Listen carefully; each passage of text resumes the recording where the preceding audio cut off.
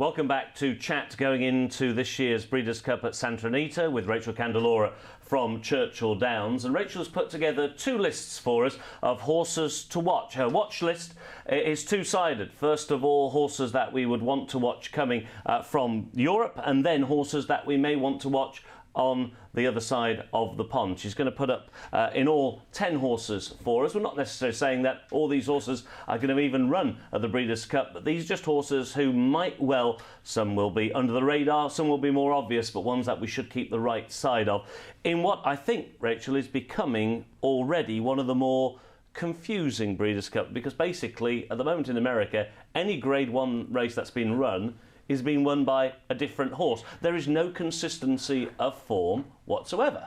No, there's one or two horses that are constantly showing up occasionally, but there's, like you said, every Grade 1, Grade 2, Grade 3, it's a different race. And it's not only that, it's the horses aren't coming in consistently in the top, they're just bombing out completely and then coming back.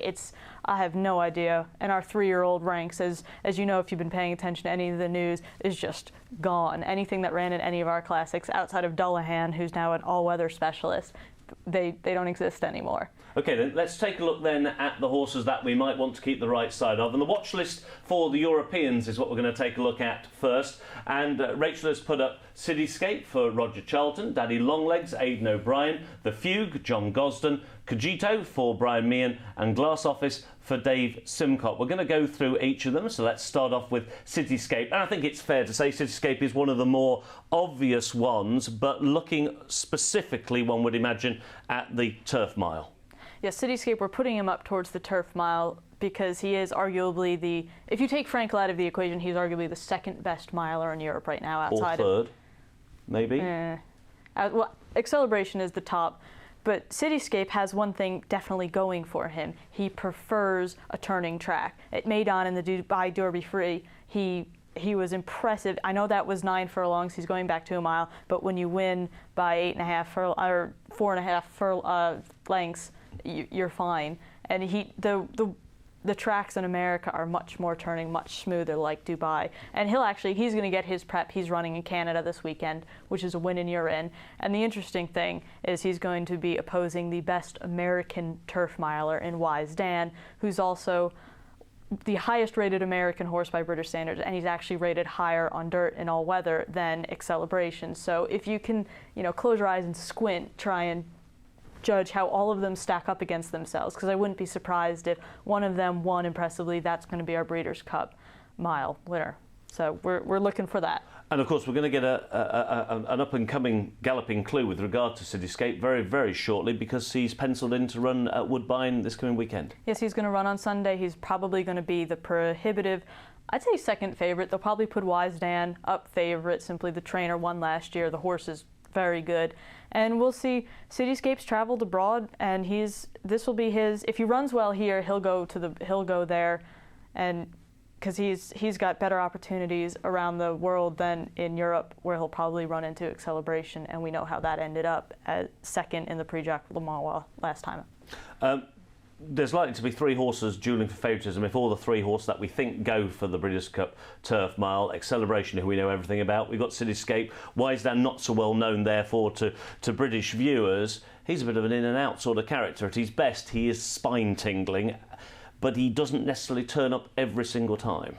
No, when he turns up, he won at Keeneland on the all-weather in a track record time, and he was pulling the arms out of Johnny Velasquez. It was hugely impressive. He came back in the Stephen Foster at Churchill. It was 1 1/8 miles, which is kind of pressing his distance a little bit. And even though he came in as no second, it was disappointing. He wasn't great horse. I would love to own him, but the wow factor wasn't there. But then over the summer at Saratoga, he won the 4-star Dave, which is a Grade 2, on 1 mile on the turf, and just blitzed them all. Just got to the front and just rolled. So I don't know if the drop back down in distance, if the turf versus the dirt. He is a better horse over a mile, and he is a better horse on the all-weather, so maybe the turf versus the dirt's his best opportunity. So if that's the case, if the real Wise Dan shows up, nobody beats him. Okay then, Cityscape, of course, is a horse who has run over in France, and in our little international preview, I'm going to bring in our resident French racing expert, Claude Charlet, who's also with us here in the studio today. And Claude, how did you read this year's Jacques de Marois? Was that a classic field, or did you think it was a slightly just below the top echelons as Marwars go? A proper Group 1 this year. Very, very good race. I mean, Acceleration, just forget Frankel, it's just something exceptional, and I don't think we see another horse like that for a long time. Moonlight Cloud was unlucky, fourth or third in a race. I mean, you're talking about top horses. I think Cityscape, if he go to Canada on Saturday, he'll take some beating. I don't care what they say about the Canadian horses. I can tell you, I mean, French horses, English horses, when they go over and they go in a great Group 1 like that, second or third, he take a good horse abroad to beat them. And it's interesting, James Doyle, who rides him, is absolutely certain that this horse is going to be better on a turning track.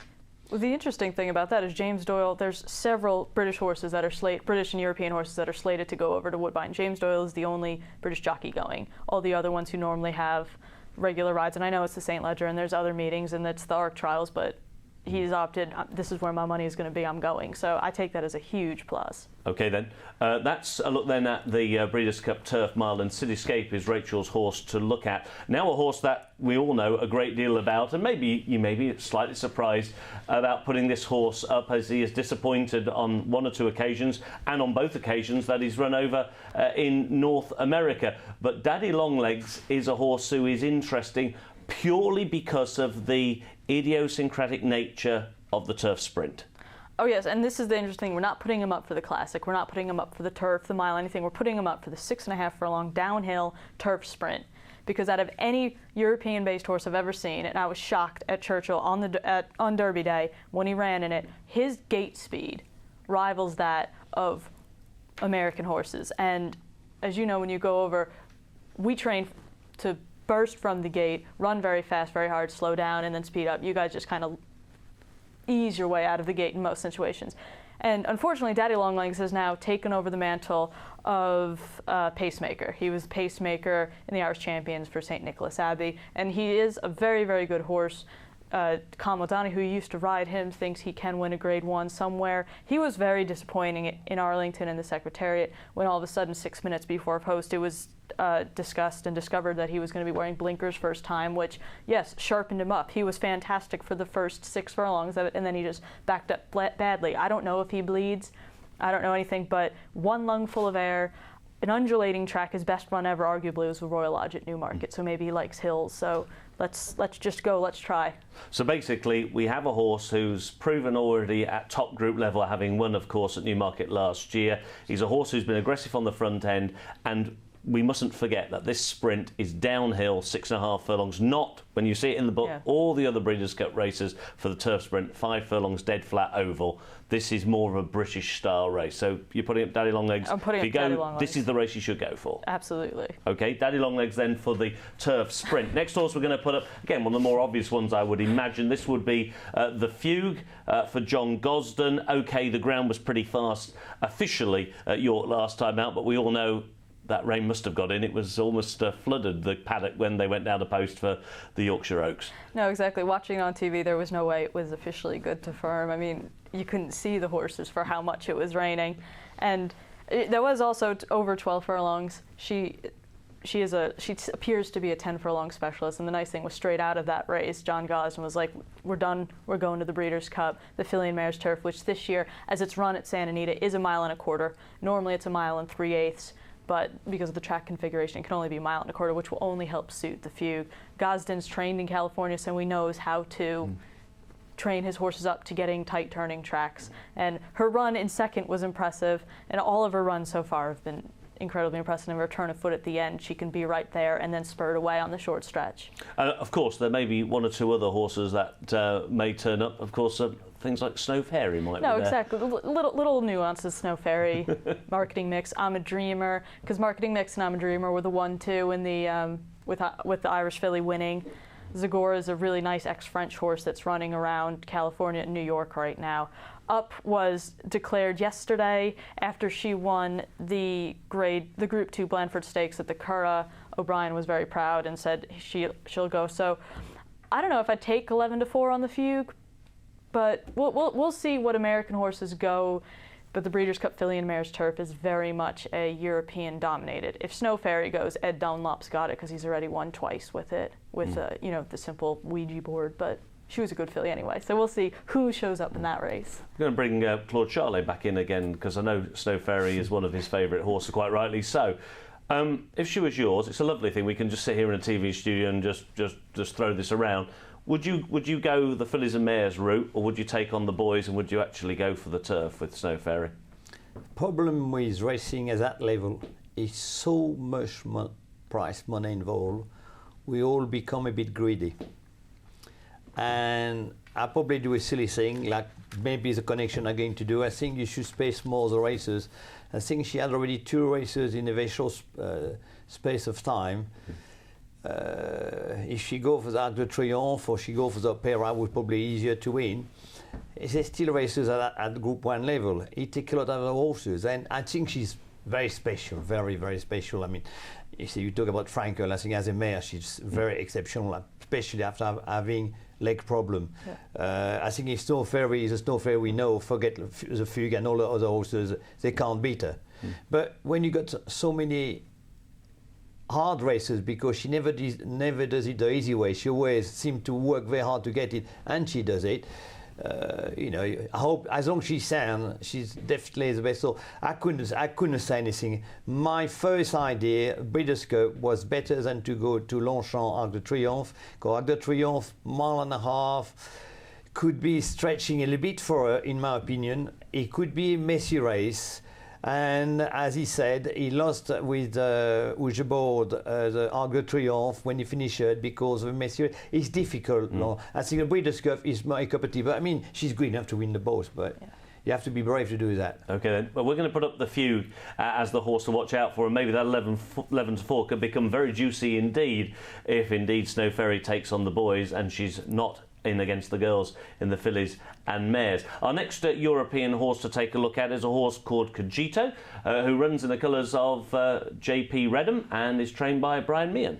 Yes, the son of Giant's Causeway is a very, very interesting character. He came in a decent second to Bayreer in the Prix des Maisons Lafite last time. Bayreer's franked that form greatly at Arlington. And the interesting thing was Kieran Fallon rode him in that race and came out of that race and told Brian Meehan, who trains him, that this horse will prefer dirt. Given its breeding, Giant's Causeway, out of Fipino mare, yes, it should. And Redham being an international owner, and conveniently he just lost his best American horse, and I'll have another having to be retired for injury, the Derby and Preakness winner this year.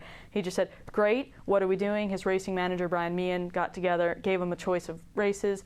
They've tried to go twice to America with this horse, and one time was a quarantine issue, one time he sprained his back before he got on the plane. And I do think if this horse shows up, he'll show up in New York for the big prep weekend. And if he runs well, which he should, he'll go straight to the Classic. So, given the dearth of the Classic generation, he could be the outstanding 3-year-old in that division.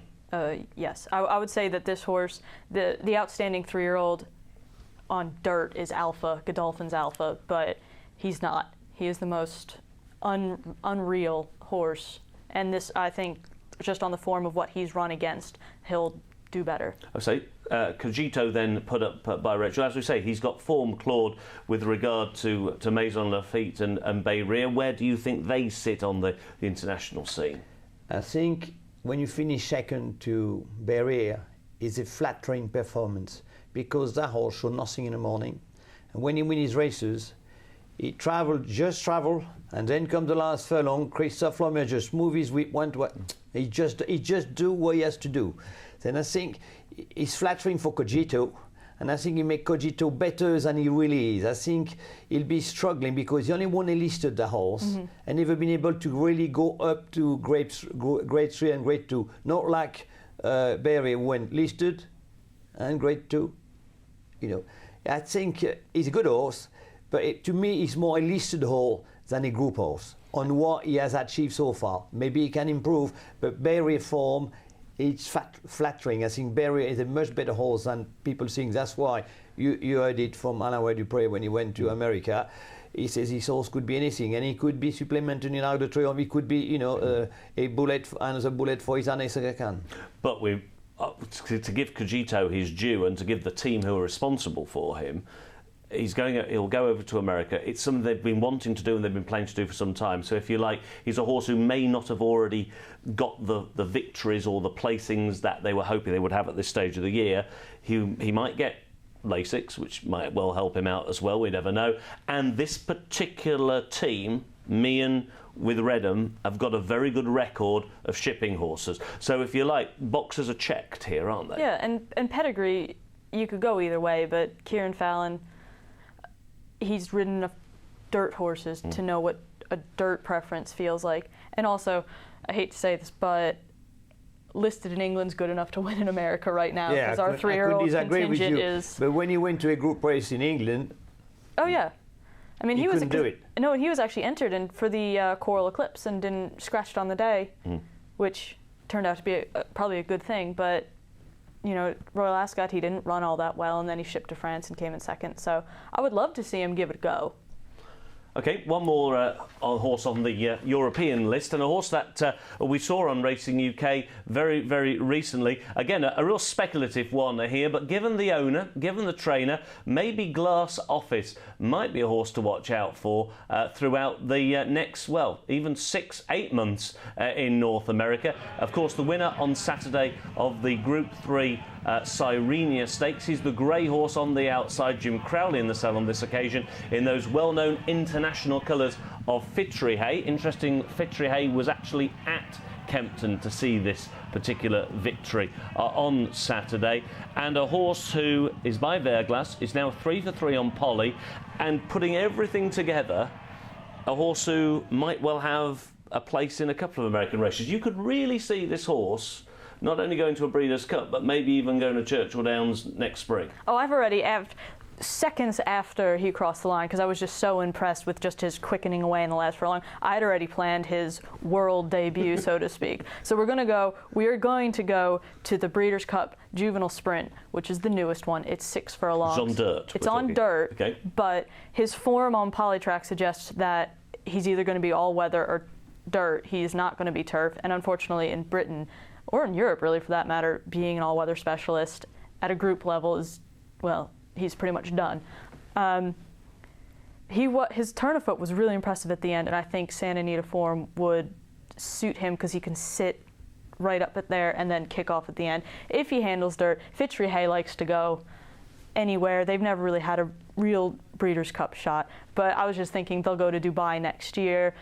It's Tapeta, it's not Polytrack, but maybe they can get the all-weather there, build up, run in the UAE Derby, springboard to the Kentucky Derby. If they had a Derby contender, they'd go. It would be really interesting to see. I know stretching from 6 furlongs at Kempton to 1.25 miles on dirt is a big ask, but you know, we can dream.